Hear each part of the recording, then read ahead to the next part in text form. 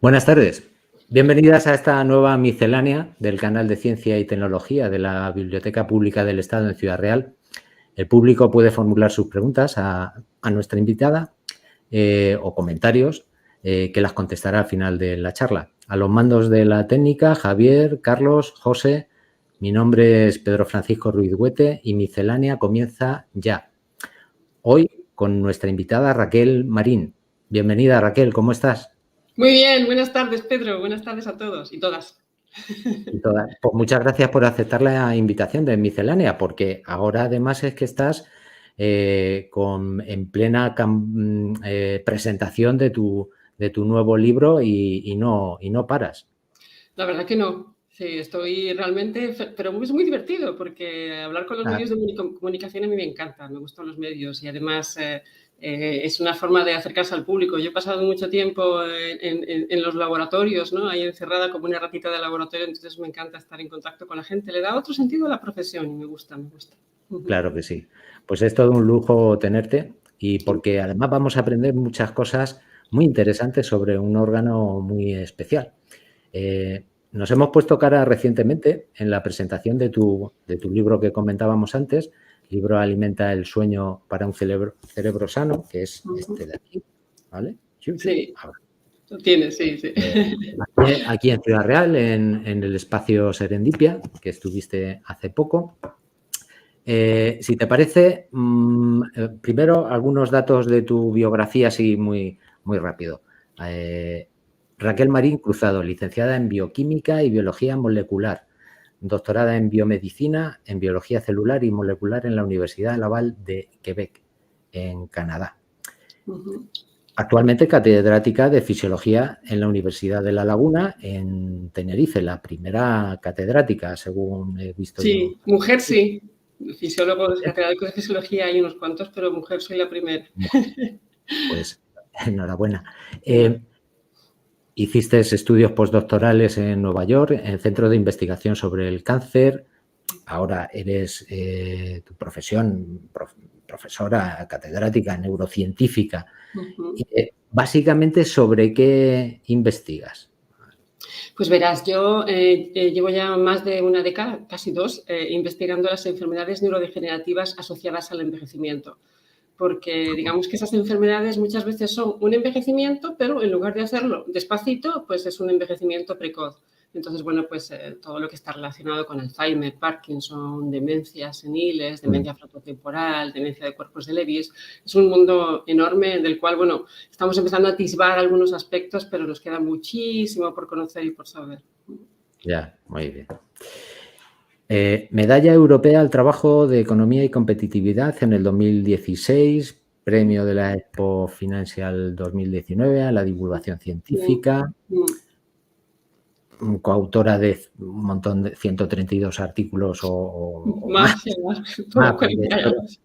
Esto no lo tengo actualizado. Capítulos en libros internacionales, 5 libros editados, 3 de divulgación, ahora los enseño. Congresos nacionales, internacionales y patentes. 6. Por curiosidad, ¿de qué son estas patentes en las que has participado? Pues verás, a mí me gusta, yo de hecho soy la directora de la Oficina de Transferencia de Investigación, a mí me gusta que lo que se hace en la investigación se ponga en la utilidad. Entonces, las últimas patentes tienen que ver precisamente con componentes nutracéuticos que pueden ayudar a prevenir enfermedades neurodegenerativas como el Parkinson. En un abordaje, por ejemplo, de una mezcla de compuestos que hemos encontrado primero en animales de experimentación y que luego hicimos en algunos ensayos piloto por ejemplo, con mujeres, ¿no? En la transición hormonal femenina, etcétera. Entonces, tienen que ver con cerebro y nutrición en algunos aspectos. Ajá. Muy interesante. Y continuamos. hablando en tu faceta divulgadora, pues bueno, colaboras con diversos medios, en la cadena, en la radio, en televisión, y coordinas también en la web un blog, ¿no? raquelmarin.net, con un amplísimo contenido. ¿Qué podemos encontrar en tu blog? Pues fíjate, ese blog es un blog que hago yo al 100% desde 2016, por cuando empiezo a dar charlas divulgativas y me doy cuenta que hace falta que las personas sepan más sobre su cerebro. Entonces, desde entonces lo que hago es la base científica de muchos artículos que me van llegando, evidentemente, en un lenguaje poco comprensible para el público en general, los voy trasladando, es decir, noticias que son realmente útiles, etcétera. Entonces podemos encontrar desde las bases de las enfermedades asociadas al envejecimiento, como alimentos, bueno, recetas de la neurococina, es decir, yo soy de las que opina que el cerebro es uno de los más afectados cuando comemos mal y aunque no se queja, al final acaba siendo un grave problema cuando ya es demasiado tarde. Luego también pues todo lo relacionado con el eje intestino-cerebro, es decir, todo lo que va saliendo de la microbiota, de qué probióticos hay nuevos, etcétera. Y luego pues noticias diversas, por ejemplo, estímulos que se hacen ahora transcraneales para mejorar la depresión o dispositivos electrónicos o noticias, mira, acabo de sacar un artículo ahora sobre hasta qué punto en el Parkinson los amigos ayudan a mejorar esa situación. En fin, pues de todo tipo, también el embarazo, ¿no? De qué manera puede afectar el estado de mamá en el cerebro del nuevo retoño. En fin, creo que, sinceramente, creo que tiene ahora mismo más de 600 y pico artículos. He puesto un buscador porque ya realmente la cosa... Palabras clave para buscar, sí. Qué bien, qué bien. Bueno, muy bien. Pues continuamos y ya vamos a presentar aquí, por lo menos vamos a enseñar, a ver, por orden de aparición, bueno, libros de divulgación, digamos, Sí, para sí. el público en general. Exacto. El primero, ¿no? Sí. Dale vida a tu cerebro en el 2018. Correcto. Más o menos. Pone en forma tu cerebro, que es del que vamos a charlar en esta entrevista, en esta miscelánea, porque claro, luego es que se nos cruzó por medio y ya no nos ha dado tiempo. Lo tenemos pendiente de leer, entonces no nos ha dado tiempo. Mi tercer hijo duerme muy bien. Este es el nuevo retoño, ¿no? El más reciente. Sí, duerme muy bien, como publicado digo. ahora en el 2022. Alimenta el sueño para un cerebro sano. Qué interesantes todos ellos. Gracias. Bueno, editorial, Roca Editorial, los tres. Sí. Y bueno, y es que hay tantas cosas interesantes. A ver, me lo voy a poner aquí. Sí. Hay tantas cosas interesantes en este libro, altamente recomendables. Pero claro, no podemos recomendarlo, o sea, comentarlo todo. Y por eso lo mejor es que adquieran el libro en biblioteca, lo compren en su librería local más cercana. Sí, en Amazon, si quieren también. Y leerlo muy atentamente y hasta subrayar, porque aquí es que hay muchos datos, mucho contenido y actualizado. Por cierto, Pedro, también hemos sacado el audiobook. Estuve trabajando en el audiobook, que es bastante complicado y creo que está a punto de salir el audiobook. Lo digo por si pudiera interesar. Qué bien. ¿De este? Sí. Ajá, pues estupendo. Qué maravilla. Pues luego en la parte de las recetas tendrás que poner ahí, nos ponemos ahí a cocinar. Bueno, no vamos a destripar el contenido, ya lo vamos hablando ahora. Vale. Lo primero, ¿por qué decides escribir este libro y a quién va dirigido? Pues verás, después del primero, que realmente fue una sorprendente... yo qué sé, realmente para mí me sorprendió muchísimo el éxito que tuvo. Entró en cuarta edición en poco tiempo y me di cuenta que hacía falta también algo mucho más práctico, en el sentido de que, bueno, en el primer libro hablaba bastante de cómo las bacterias del intestino pertenecen a un montón de tipos distintos, nos pueden generar secuelas importantes en el cerebro.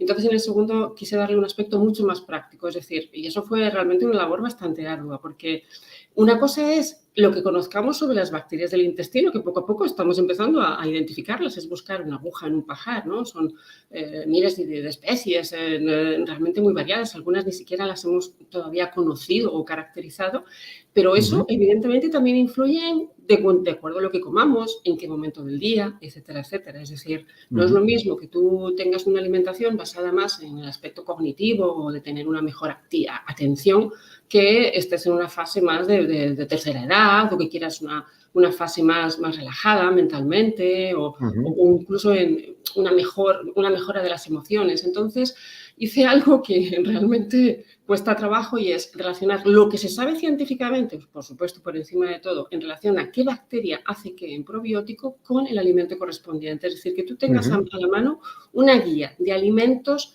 cuáles, en qué cantidades, en qué proporción, a qué edad, en qué alimentos se encuentran, etcétera, etcétera, para que realmente tengas de primera mano un abordaje neuronutricional actualizado y fidedigno. Evidentemente, pues también hay una parte que está más relacionada con todas las explicaciones previas, ¿no? De cómo comunican las neuronas, por qué tenemos tantas bacterias, para qué sirven, qué le pasa al azúcar o al azúcar refinado, a las grasas saturadas, qué proporción de grasas tener, etcétera, ¿no? Claro, claro, por ejemplo, en el libro, al comienzo, bueno, en los primeros párrafos, pues los primeros capítulos, dices, todos los órganos del cuerpo dependen de la actividad del cerebro. Sí. Todos, o sea, no hay ninguno que vaya a su bola, o sea, todos están controlados por el cerebro. Y... En realidad los que podrían, digamos, ir a su bola porque no tienen una motilidad voluntaria, ¿no? Por ejemplo, un brazo es evidente que depende de que el cerebro diga mueve el brazo, pero, por ejemplo, un estómago, un bazo, etcétera, etcétera, también tienen secreciones y esas secreciones indirectamente van a depender también de nuestro sistema nervioso. Es decir, el cerebro viene a ser, junto con el sistema inmune, nuestro gran centro de organización. O sea, que antes o después tiene que pasar por el centro de control. Sí, ¿no? Y además un centro de control donde, bueno, no sé, aquí las cifras que aportas 85.000 millones de neuronas. Cada neurona tiene 100.000 conexiones con neuronas adyacentes y transmite 1.000 impulsos nerviosos por segundo. Imagínate un grupo de WhatsApp así, inviable. Bueno, imposible de controlar, claro. Bueno, estando dos y no lo controlamos, o tres. Sí, es un grupo de padres. Sí. Tiene, también comentas, tiene 1.000.000 de astrocitos. ¿Qué son, por cierto? Pues mira, los astrocitos son unas células tremendamente interesantes. Han cogido muchísima actualidad. Al principio, hace unos años en neurociencia considerábamos los astrocitos como las células de soporte, es decir, las que se encargan un poco de la basurilla, porque las neuronas se encargan fundamentalmente de hablar entre ellas. Están especializadas para charlar, hasta el punto de que cuando dejan de charlar, se mueren. O sea, así de tonto. Entonces, claro, todo lo que están generando en esa charla, es decir, metabólicamente, los residuos de la respiración, etcétera, pues los astrocitos se encargan un poco de ese soporte, de captar lo que a lo mejor puede ser basurilla, etcétera, etcétera, también para evitar la inflamación en el cerebro, ¿no? Todo lo que son los residuos de la inflamación, etcétera. Claro, en épocas recientes también hemos encontrado que los astrocitos también pueden hablar entre ellos y con las neuronas. Entonces están adquiriendo un gran interés ahora mismo, pues por ejemplo, en todo lo relacionado con el metabolismo, ¿no? Con toda la gestión de la glucosa, que además es un tema muy interesante, ¿no? Todo lo relacionado con los trastornos del alimento, los trastornos metabólicos, en los cuales el cerebro tiene mucho que decir. Claro, comentabas el tema de los residuos, como las neuronas consumen mucho oxígeno, ¿no? Pues también son las mayores productoras de agentes peroxidativos. Vamos, esto es que lo pones en tu libro, no es que yo lo sepa. Sí, está muy bien dicho, Pedro. Que se considera uno de los causantes del envejecimiento, ¿no? Todos estos agentes peroxidativos. Sí, bueno, tú sabes que los anti-aging, por ejemplo, las cremas anti-aging muchas veces se basan en el anti-ox, ¿no? Es decir, la antioxidación. Sí. Evidentemente, de la respiración no usamos oxígeno, entonces lo que hacemos es oxidar también. Pero claro, estamos pillados, claro, porque eso es que es inevitable. Sí. De todas maneras, fíjate que si estuviéramos solamente antioxidados tampoco sería bueno. Es decir, necesitamos en la maquinaria un poco el equilibrio entre el yin y el yang. Tú sabes que en fisiología todo depende de un equilibrio. Mucho de algo es como cuando haces una tarta en la que pones mucho azúcar y poca harina. Eso no va a salir. Es decir, todo en la adecuada proporción. Sí. Ajá, claro. Casi diariamente consumimos aquí en casa kiwi. Por varios motivos, pero bueno, también porque porque pones en tu libro que es la fruta que más provitamina A, Sí. vitamina C y microminerales contiene. Sí. Kiwi, vamos, Mm. ¿no? Y fíjate que, aunque no está en ese libro, también es uno de los que contiene melatonina. Es decir, que si lo tomas, hay gente que toma kiwi por la noche, no solamente para ayudar a ir al baño, pero también puede ayudar a relajar. Sí. La Sí, sí. melatonina, bueno, para los oyentes es la hormona que nos induce al sueño. Entonces, por la noche producimos más melatonina y nos induce el cansancio Ajá. nocturno. Bueno, el kiwi, vamos, es una cosa. En tu libro tienes unas secciones en cada capítulo, que podríamos decir, bueno, el título que le pones tú a cada sección, un recuadrito. ¿Sabías que? Bueno, pues Sí. sabías que el cerebro es muy sensible a la deshidratación. ¿Pero consumimos agua del cerebro? O sea, ¿se Verás, puede llegar a tirar de sí. esas reservas que pueda haber ahí? Sí, tenemos evidentemente el agua, lo que llamamos el agua sintética, que es el agua que está acoplada a las moléculas. No hay muchas moléculas que cogen agua, bum, bum, bum, ¿no? H2O, H2O por todos los lados. Pero fíjate que hay algún estudio, aunque pocos, que demuestran que, por ejemplo, los corredores de ultramaratones, estos que a lo mejor se tiran 24 horas corriendo, ¿no? En Canarias, por ejemplo, tenemos la Transvulcania, que es una barbaridad. Pues esas personas, a pesar de que tienen que estar constantemente hidratándose, llegan a perder durante esa competición hasta unos 200 gramos de peso de cerebro, de agua, luego lo recuperan. Entonces ya no es solamente el agua, evidentemente, que esté sintetizada, es decir, esté, por decirlo así, secuestrada en moléculas, sino también la que circula. El cerebro está formado fundamentalmente por grasa y agua. Ya. Interesante. A diferencia del colesterol, los ácidos grasos poliinsaturados omega 3 y omega 6 necesitan incorporarse en la dieta. Sí. Las células del cerebro no las producen. Efectivamente. Pero claro, aquí la importancia no solo es consumirlos, sino guardar una cierta la proporción entre ambos, entre el omega 3 y omega 6. A ver, explícanos un poquito esto. Pues mira, para empezar, una cosa importante, como hemos hablado antes de los astrocitos, uno de las células que se encargan de producir, por ejemplo, el colesterol del cerebro son los astrocitos, ¿vale?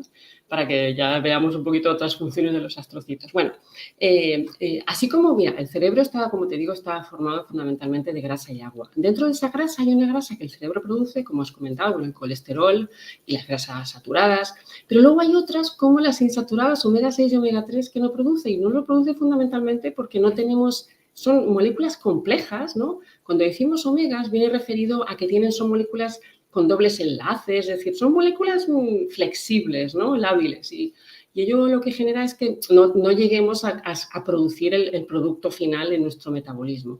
Con lo cual, básicamente, tenemos que ingerirlas. Las llamamos grasas esenciales porque realmente, excepto el hígado, que produce un poquito, un 2,5%, pero el órgano que más grasas omegas insaturadas contiene del tipo 6 y 3 es el cerebro. Por cierto, junto con la retina. Los oftalmólogos siempre lo dicen. La retina también, ¿no?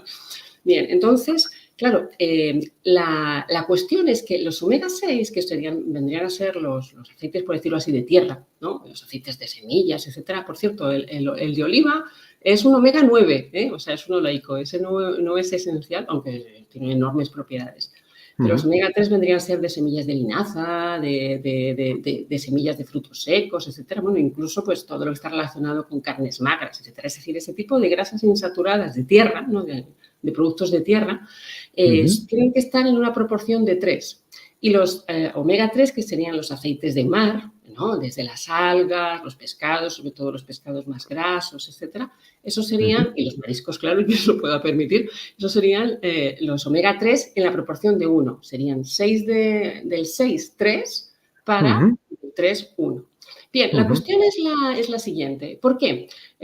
Bueno, para empezar, en nuestra dieta occidental se ha encontrado incluso que hay una proporción exagerada de 6, nos gusta más todo lo que está relacionado con cereales, con panitos, con arroces, etcétera, y poco de pescado, ¿no? Entonces, esa desproporción lo que genera es que, como ambos grasas tienen, digamos, unas vías en las que compiten, los 6 son más del tipo proinflamatorio Es decir, sería Vale. todo lo relacionado con inflamación, que como bien sabes, la mayoría de las enfermedades cursan con un cuadro inflamatorio. El cerebro no se inflama, pero evidentemente las sustancias que están circulando, que son inflamatorias, también le afectan, ¿no? Y Ya. luego las 3 son de tipo antiinflamatorio. Entonces, si tienes un exceso de 6 y muy poquito de 3, lo que te vas a encontrar es más gestión proinflamatoria. Mientras que si tienes la adecuada proporción 6-3, lo que vas a estar más en una proporción adecuada de pro y antiinflamación. Ujú. Pues muy bien, hay que tenerlo en cuenta, claro. No se va uno a Sí, atiborrar ahí de, yo qué sé, de aceite de linaza y luego no sí. equilibrarlo con otro tipo de Sí, hombre, grasa. siempre existen los suplementos, ¿no? Los veganos, las personas que no consumen productos del mar suelen tener en cuenta los suplementos, pero hay una cosita importante también, que muchas veces no se basa en frutos secos, ¿no? Hay frutos secos que contienen el precursor, que es el gamma-linolénico, que es el omega 3, pero seguimos sin tener la maquinaria para producir los más complejos, ¿no? Entonces, no Ujú. va a bastar solo con tomar aceites o nueces o almendras o pistachos, etcétera, sino que vas a tener que incorporar también el del mar. Ajá, entendido. La neurociencia, bueno, ya lo has comentado antes, está ya asociando o empezando a asociar, está estudiándolo, el Alzheimer, Parkinson, ictus, depresión, insomnio, esclerosis múltiple, a un mal funcionamiento de las células, Sí. como pones en tu libro. Este es el que se comenta, ¿no? El que se habla que es el segundo cerebro. Sí. Eh, la serotonina, cuéntanos un poquillo del segundo cerebro y de una cosa que he leído aquí en tu libro, bueno, que también se oye hablar y hay publicaciones sobre el trasplante fecal. La Sí. sopa amarilla china que comentas aquí. Sí, bueno, que eso ya existía desde épocas ancestrales, antes de Cristo. Verás, bueno, por una parte, bueno, vamos a ver, ¿qué tenemos en el intestino para llamarlo segundo cerebro? Bueno, evidentemente el intestino no es un cerebro, aunque tiene un sistema nervioso también, porque se mueve, entre otras cosas, ¿no? Para moverse Ujú. necesita tener una conexión neuronal. Pero cuando hablamos del segundo cerebro, en realidad nos estamos refiriendo a la flora intestinal, es decir, esa ingente cantidad de microorganismos que pueden llegar a pesar, pues imagínate, siendo microscópicos, yo siempre digo que si salieran del ombligo llegarían en fila india a la luna, ¿no? Ya ves. Entonces, esos microorganismos realmente hemos empezado a descubrir hasta qué punto cumplen funciones esenciales para el cerebro, hasta el punto de que, claro, nosotros nos imaginamos los microorganismos como hay un totum revolutum, pero en realidad tienen también su cierto orden, es decir, hay ciertos tipos de microorganismos, ¿no? Imagínate que fueran, yo qué sé, un porcentaje de unos que fueran rusos, otros que fueran chinos, otros que fueran europeos, etcétera, ¿no? Esas proporciones tienen que estar equilibradas. Ya. Normalmente, a partir de aproximadamente los 3 años de edad, ya dependiendo si tenemos dieta omnívora, cómo hemos nacido, si por parto natural o si hemos estado amamantados, etcétera, pues vamos a tener ya nuestra propia impronta, ¿no? Que luego va modificándose también, por ejemplo, si no hacemos ejercicio, si estamos sedentarios, si de hecho hacemos dietas selectivas, eso se va modificando, el Ujú. estrés también. Pero bueno, en cualquier caso, lo que sí es importante es que se guarde un equilibrio en la proporción de esas bacterias. De tal Ya. manera que cuando uno, por ejemplo, imagínate que tuviéramos muchísimos rusos y muy pocos chinos, pues lo que va a ocurrir es que esa desproporción puede generar lo que se llaman disbiosis intestinales. Y esas disbiosis se han encontrado en muchas enfermedades que ya en algunos casos has mencionado del cerebro. Ujú. Entonces, claro, la cuestión es, ¿podemos entonces corregir esos defectos o esas degeneraciones en el sistema nervioso corrigiendo las disbiosis? Entonces, bueno, pues por ejemplo, una de las propuestas son los trasplantes fecales. ¿Por qué? Porque lamentablemente todavía nos queda mucho por saber sobre la microbiota intestinal y además cada persona tiene la suya propia, es decir, tú y yo podemos tener una microbiota muy distinta y lo que te va bien a ti no me va bien a mí. De hecho, Ujú. siempre digo que se parece más, la microbiota entre dos personas se parece más por el código postal que por el código genético, ¿verdad? Es decir, si vivimos en ambientes similares, rurales, en presencia de animales, etcétera, vamos a tener tendencia a tener una microbiota más similar. Bien, Ajá. entonces, claro, estamos buscando ya algo que es, si por ejemplo Raquel Marín tiene una bajada de tal bacteria, ¿qué efecto le puede estar generando? Esa bacteria a lo mejor está produciendo metabolitos que yo necesito, por ejemplo, para mantener el ánimo bien, y me estoy viendo afectada. Pero claro, eso implica, imagínate lo que implica, estamos hablando de miles de especies distintas de las cuales algunas todavía no conocemos. Entonces, claro, el trasplante fecal es una propuesta que está funcionando en algunos aspectos, incluso para el autismo. Hay estudios que demuestran que los trasplantes fecales ayudan a reducir el espectro autista. Y se basan precisamente en tomar la materia fecal de un individuo sano, siendo un poquito escatológica, pero es que en la materia fecal se encuentra un porcentaje muy elevado de microorganismos vivos, ¿no? Entonces, de esa materia fecal, lo que haces es extraer la parte bacteriana, la parte viva, que es aproximadamente un 50%, y entonces lo inoculas, puede ser por vía esofagal o por vía rectal, lo inoculas en la persona. Evidentemente, eso no se puede hacer solo una vez, ni se puede hacer tú en casa. Tienes que ser con una supervisión médica, un seguimiento. Sí, sí. También cuánto tiempo tienes que estar haciendo ese tratamiento. La dieta que sigas después va a influir mucho, porque como son bacterias vivas, si luego las matas de hambre, volvemos a la casilla inicial, ¿no? Claro, claro. Un probiótico, por ejemplo, que es una bacteria viva, si no incorporas también lo que come esa bacteria viva, según entras, ¿vale? Ajá. Entonces, bueno, pues esos trasplantes fecales, ya te digo, están empezando a ponerse un poco de manifiesto en algunas enfermedades. Evidentemente, lo ideal sería, que es lo que se está haciendo ahora muchísimo, es ¿qué bacteria hace qué? Por ejemplo, ¿qué bacterias nos ayudan a mejorar los estados de ánimo? ¿No? Entonces, eso empezar a producirlo para que en personas que tengan el ánimo bajo, pues repoblar lo que les está faltando, ¿no? Todavía queda mucho por hacer en ese campo, pero bueno, ya hay probióticos que pueden contribuir a mejorar esos estadios. ¿Sí? Muy bien, muy bien. Nada, hay que ir al detalle de a ver qué bacteria no viene bien para cada caso. Y bueno, sí, ya no solo hablas del segundo cerebro, sino del tercer cerebro. Y bueno, no sé, me ha parecido leer bacterias en el cerebro, o sea, pero bacterias en el cerebro, ¿quiere decir? Sí. ¿Sí? Sí, verás, bueno, eso es absolutamente fascinante, porque cuando hablamos de la microbiota intestinal pensamos, los bichos del intestino, sí, pero es que tenemos bichos por todas partes. Tenemos 150 veces más genoma, digamos, postizo que propio, ¿verdad? Es decir, desde la boca, evidentemente, la piel, ¿no? El pulmón, imagínate, el pulmón también y el cerebro. Entonces, claro, la cuestión es la siguiente. Cada tipo de bacteria va a tener una propiedad distinta. Claro, en el cerebro pues siempre se ha pensado que el cerebro estaba exento de microorganismos y de bacterias, pero ahora no sabemos muy bien si es por contaminación a la hora de generar pues, estudios, etcétera, o si realmente aparecen esas bacterias en el cerebro. Y los virus también, los virus que además, claro, los virus son muy peligrosos en ese sentido, porque no se manifiestan, ¿no? Una vez que el virus llega por el torrente sanguíneo, se inserta dentro de las células, ¿no? Y aparece ahí escondidito. Y como las neuronas no se quejan, pues entonces pueden estar ahí insertados en las neuronas, ¿no? Porque las glías sí lo son capaces los astrocitos, por ejemplo, son capaces de destruirlos, pero las neuronas no. Incluso, fíjate que algunas de las propuestas, hablando de virus, es que los virus del herpes, ¿no? El herpes zóster, que suele ser común, ¿no? Estas quemaduritas y tal, llegan al cerebro y en el cerebro pueden acumularse e incluso algunos estudios demuestran que pueden aumentar el riesgo de Alzheimer con el tiempo, ¿no? Ya. Bueno. ¿Qué podemos, cosillas ya, pautas que podemos hacer para tener un cerebro sano? Pues dices como tres pilares esenciales, ¿no? Alimentación, ejercicio físico y estado emocional. Sí, son los tres pilares. Si quieres, en el estado emocional puedes meter también el espiritual, en el sentido del contacto mente-cuerpo, ¿no? Es decir, la nocicepción. Pero, el ejercicio físico es absolutamente esencial. Hay que pensar una cosa muy sencilla. Nuestro cerebro se forjó en un individuo nómada. Un individuo nómada, es decir, hemos sido nómadas durante muchos miles de años y sedentarios, por decirlo así, muy poquito.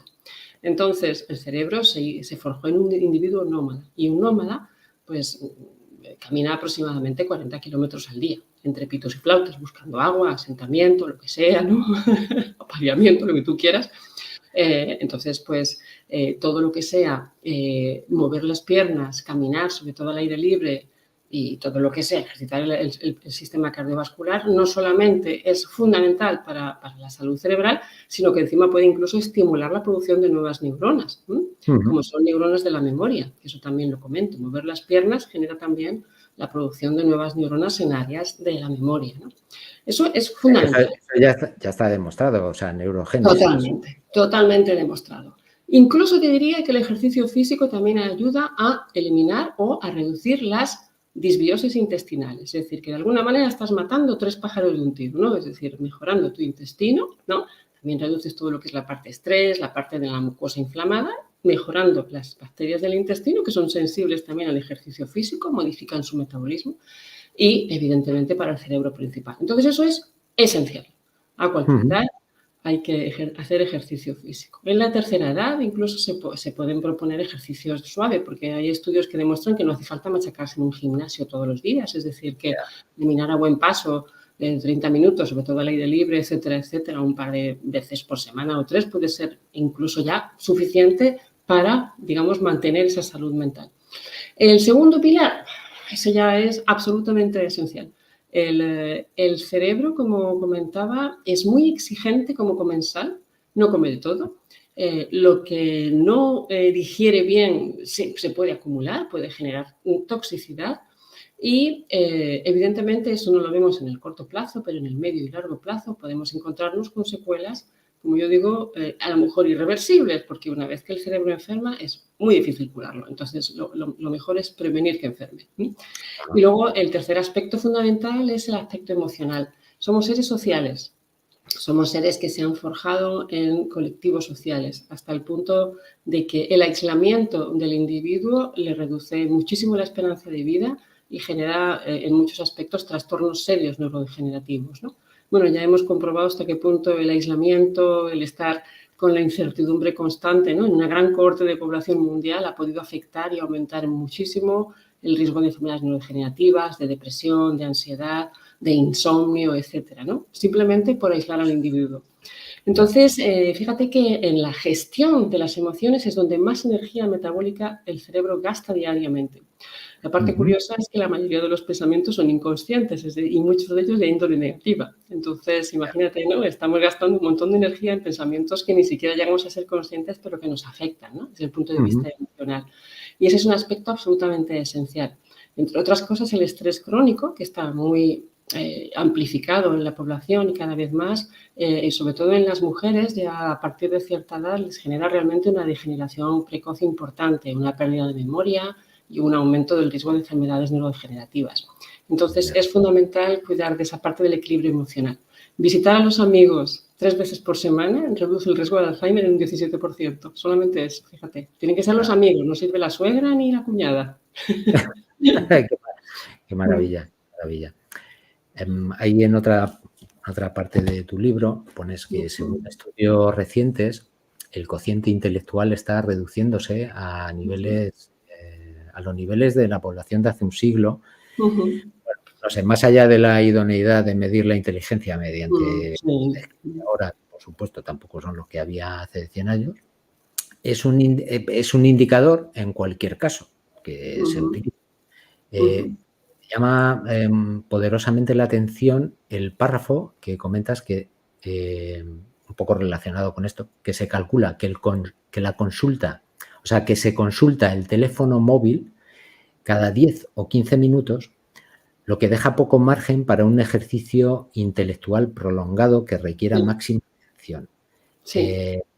Está un poco relacionado con lo que antes hablábamos de neurogénesis y hasta cuándo se produce, pero claro, digamos, esta dependencia de los dispositivos móviles es que nos requieren constantemente nuestra atención, en lugar de hacer eso, un ejercicio intelectual prolongado y profundo. Pues verás, mira, en la primera parte, efectivamente, los estudios de grandes cohortes de población, cuando comparas, claro, tienes que tener en cuenta que son los test de cociente intelectual que se usaban en las generaciones anteriores. Pero básicamente, por ejemplo, una persona que ahora sea de la tercera edad hacía un test de matemáticas 3 veces mejor que uno actual, una persona de una generación reciente. Entonces, claro, pues por ejemplo, en la lógica, la matemática, la deducción, muchas veces la intuición están siendo mermadas. Y a mí eso eso no quiere decir que seamos más tontos, que a lo mejor, bueno, todo depende de qué consideremos tonto o listo, ¿no? Pero sí lo que me da a entender es hasta qué punto nuestro cerebro, el cerebro humano, tiene esa capacidad extraordinaria de adaptarse, lo que se llama la plasticidad. Y evidentemente se adapta a las circunstancias, es decir, va a desarrollar más aquello que realmente se está fomentando en ese momento y va a, evidentemente, eliminar aquello que está obsoleto, que no se está utilizando. Si yo no utilizo mi capacidad de orientación en el espacio y siempre voy con el GPS, es evidente que esa zona va a mermar en estructura frente a otras, ¿no? Entonces, es bastante probable que tengamos que modificar nuestra forma de entender la inteligencia humana, porque evidentemente no estamos en el mismo contexto para desarrollar las mismas capacidades. Y con respecto a lo que comentaba sobre los dispositivos y la dependencia que tenemos, verás, para desarrollar un pensamiento profundo, es decir, para aquello que tenga que ver con el pensamiento creativo, que yo soy de las que opina que la creatividad es uno de los aspectos de la mente humana que nos ha traído hasta aquí, es decir, ser capaces de generar cosas nuevas que no existen, que no están visibles en la realidad, eso es realmente genuino en el ser humano. Entonces, la creatividad precisa de momentos de, por decirlo así, silencio cerebral. El cerebro nunca está silente, pero sí de mantener la calma, intentar reducir el número de estímulos.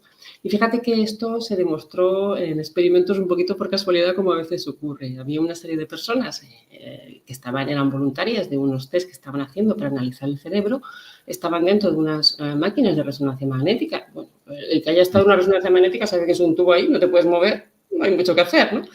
Y bueno, entre ensayo y ensayo, los científicos pues les dejaban una pausa de unos minutos y observaban que el cerebro en esas personas empezaba a estimularse en áreas distintas, que llamaron el circuito divergente, ¿no? Digamos, de activación por defecto.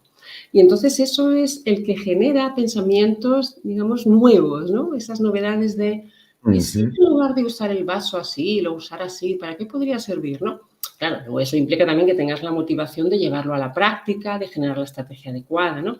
Pero para la creatividad es fundamental mantener ese momento, digamos, de calma y de silencio.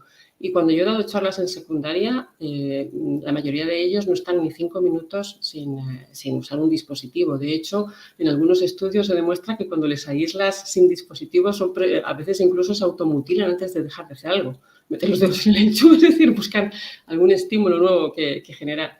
Y claro, eso evidentemente merma bastante el pensamiento creativo. Claro, claro. Ay, qué problemas. De esto de los dispositivos móviles, me refiero. El ejercicio, bueno, ya lo has comentado, ya el ejercicio físico es una herramienta ideal para la salud cerebral. Das aquí consejos, pero muy prácticos. Hay un apartado, bueno, un capítulo, ¿no? Que lo llamas, son trucos para hacer músculo. Sí. El cerebro, ¿no? Músculo cerebral, que el cerebro no tiene musculatura así tal cual, los vasos sanguíneos, pero lo llamo así para que se entienda, ¿no? Llevar el Claro, cerebro al efectivamente, gimnasio. pero eso es. Y das aquí unas pautas, vamos, que se pueden poner en práctica inmediatamente. Sí. Y esto, hombre, no es que veamos, bueno, no lo sé, a lo mejor alguien ve un cambio espectacular, pero siempre ayudan. Sí, fíjate, tengo una anécdota divertida, Pedro. Cuando entramos en confinamiento desarrollé, tengo los vídeos en el blog, 30 ejercicios para el cerebro positivo, es decir, para estimular el cerebro en situaciones, digamos, de incertidumbre, de estrés, etcétera. Es decir, derivarlo hacia aspectos, porque muchas veces nos forjamos una realidad, pero no la estamos viviendo. Estamos ahí a punto de morir cuando estamos en el salón de casa, que es cierto, ¿me entiendes, no? Entonces, pues la realidad es lo que hay. Entonces, bueno, entre esos ejercicios había uno que era escribir con la mano contraria o hacer ejercicios con la mano contraria a la que normalmente uno utiliza como diestro o como zurdo. Y una amiga mía en Italia, que me sigue también en redes, lo estuvo practicando. Ella es diestra y estuvo durante mucho tiempo escribiendo con la izquierda todos los días, practicaba, etc. Y me dijo que ha modificado bastante su forma de pensar. Es decir, que ella, por ejemplo, es una persona más bien de letras, también creativa, hace diseños, hace bolsos, etcétera, y de repente empezó como a gustarle mucho más las matemáticas, por ejemplo.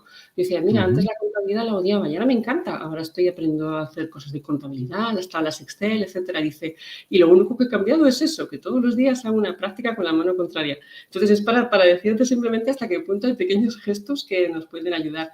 O lo de practicar un pequeño truco malabar o de mover las manos de manera distinta, asimétrica, ¿no? Ajá. Etcétera.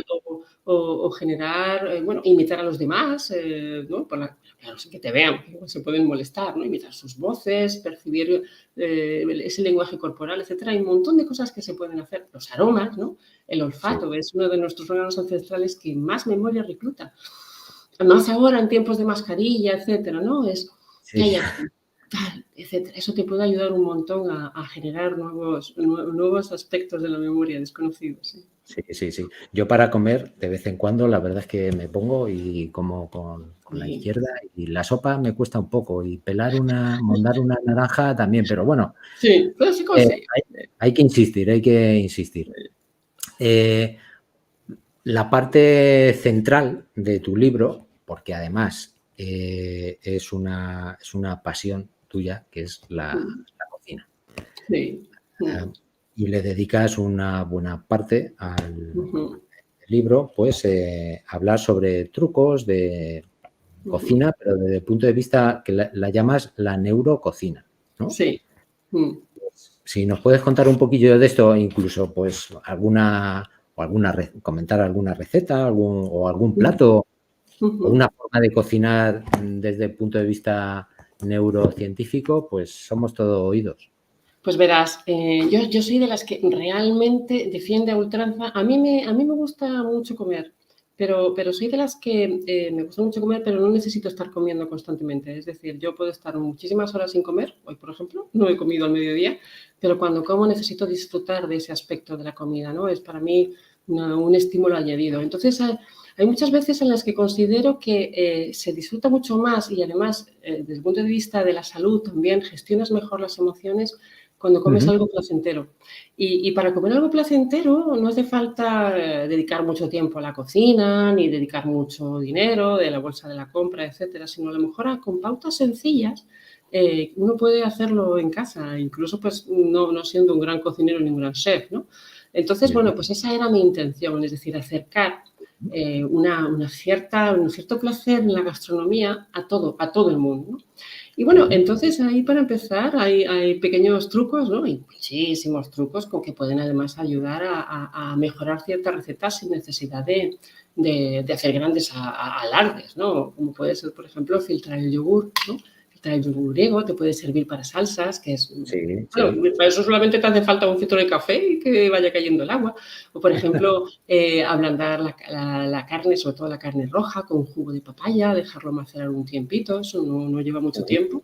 O preparar tus propias mezclas de batidos energéticos, en las cuales pues, Eso me ha parecido fantástico, ¿no? sí, La sí. bebida, ¿cómo la llama? Bebidas neuroenergéticas. Sí. Bueno, ahí, pero mezclar todo, legumbres, verduras, fruta, bueno, Sí, y ricas, todas las he probado todas las sí, recetas, sí, sí, sí. Yo es fíjate, Pedro, que la soy que una, pones aquí un montón, ¿eh? sí, yo soy una persona que nunca cocina lo mismo. De hecho, a veces cuando hago algo y está muy bueno, digo, pues disfrútalo porque es la última vez que lo vas a comer. Bueno, Nunca lo hago. Entonces, bueno, pues en la ese sentido, creatividad al poder, eso sí, está sí, bien. total, sí, sí, entro en trance y pa, pa, pa. Entonces, hombre, las bebidas energéticas a veces cuando uno tiene que viajar, no tiene mucho tiempo para comer, etcétera, a veces hacemos auténticas barbaridades cuando tenemos Ya, que ir de viaje, ¿no? Nos pasamos y luego al final estás agotado, empiezas a tener gripes, porque el sistema inmune se ve tremendamente afectado también, está muy en conexión con el sistema nervioso, no duermes bien, vuelves a casa con muy malas pulgas. ¿Qué necesidad? Si puedes hacer cosas que simplemente te estimulan, te abren, te generan una mejor mente, ¿no? sí, Y sí. desde luego para eso es fundamental comer adecuadamente, es fundamental. Entonces, bueno, también hay muchas cositas sencillas de recetas que se pueden llevar a la práctica. Incluso hay un apartado, como Ah, sabes, que está hecho para los cocineros juniors, es decir, para los chavales y chavalas, sí. porque se ha demostrado científicamente que cuando los niños participan en la labor gastronómica, tienen un estímulo distinto y mayor sensibilidad hacia ese aspecto, incluso comen mejor, es decir, son más dados a buscar otros sabores, otros aspectos, ¿no? No solamente, pues eso, la comida más rápida o más dulzona, etcétera, etcétera, ¿no? Entonces, bueno, pues ahí en ese sentido. Y luego están también las técnicas culinarias. Pues bueno, ahora se ha puesto de moda la freidora sin aceite, ¿no? Pero, por ejemplo, a mí me gusta mucho el horno. El horno es estupendo. También en la cocina al vacío, es decir, a baja temperatura, que eso se puede hacer tranquilamente en casa, no hace falta que tengas un súper aparato ni nada, ¿no? Y también lo explico en el libro. Y ni siquiera tiene que estar en la cocina, lo dejas allí y él está haciéndose solo hasta que te da la gana de volver. Entonces, bueno, pues, y luego mezclas simpáticas, ¿no? Que puedan a lo mejor, pues, seducir a tus comensales, ¿no? Porque no hay nada más placentero que ver cómo disfrutan los demás con lo que has preparado, ¿no? Y a veces es añadir este toquecito de, ¡ah! ¡Anda, le has puesto salsa de arándano al pescado! ¿Y cómo haces esto? ¡Qué rico!, ¿no? Y son digamos, pequeños detalles que pueden mejorar mucho la calidad de vida del cerebro y del resto del organismo, sí. Pues desde luego aquí hay una gran oferta de recetas de neurococina, a cuál mejor.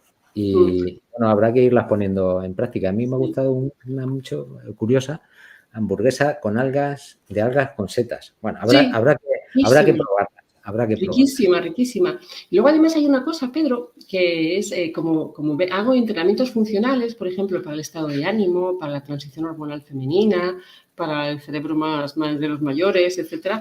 La relaciono también con qué receta va mejor dependiendo del tipo de actividad que quieras desarrollar, ¿no? Hay alimentos más ricos en precursores para la memoria o precursores para la serotonina, ¿no? Que se produce sobre todo en el intestino, que es la que nos genera el estado de ánimo mejor, ¿verdad?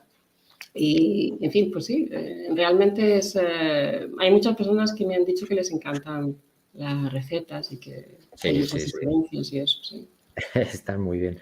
La puse a prueba a un amigo mío que no saben cocinar ni siquiera una tortilla. Le puse a prueba, digo, prepara alguna de estas. Me confesó que le ayudó su novia porque, claro, su novia también quería comer. No, pero además que lo consiguió, sí. Es que son sencillas de preparar, o sea, que tampoco tiene grandes complicaciones. La verdad es que es una buena herramienta pues para poder, no sé, y además como dar la explicación del qué nutrientes tiene o qué beneficios presenta los ingredientes que vas a cocinar, está muy bien, muy completo.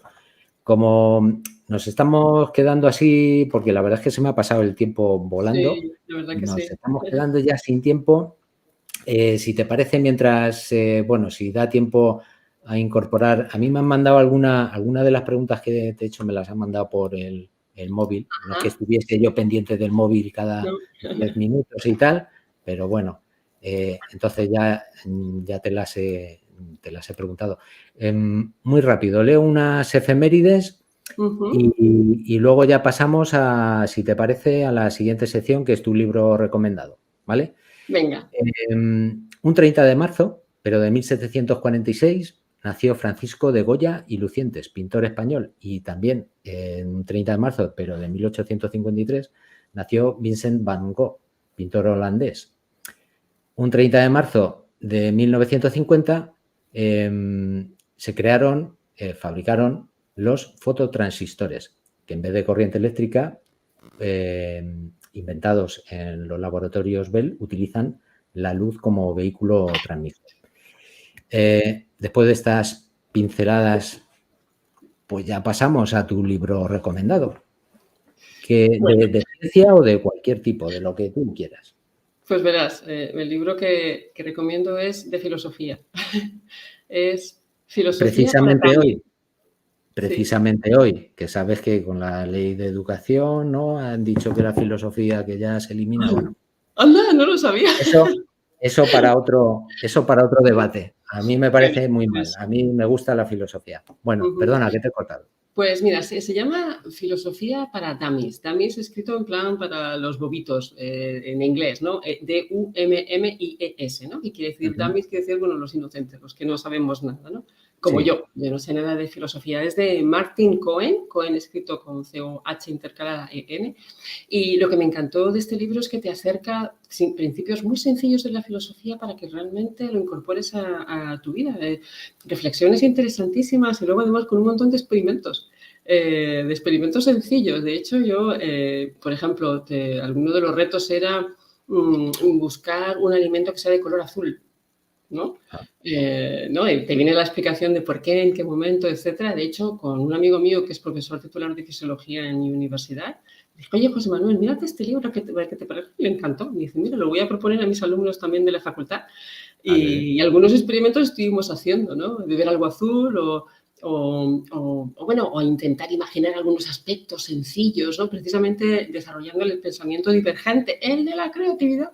Así que me parece que es un libro que se lee fácilmente y te aporta esa parte, digamos, de visualizarte de alguna manera en algunos aspectos de valores humanos intrínsecos, de mejorar a lo mejor algunos aspectos de tu forma a lo mejor de abordar ciertas emociones y también, bueno, de pasártelo bien haciendo a lo mejor algún experimentito chorres de estos, ¿no? Me gustó, me pareció fresco, sí. Pues nada, tomamos buena nota y a ver si otro más para pendiente de leer. Que yo trato de leer todos los que recomendáis en miscelánea, pero Vale, pues ya me dirás qué te parece. me están Sí, juntando muchos. divertido, sí. Ya lo comentaremos.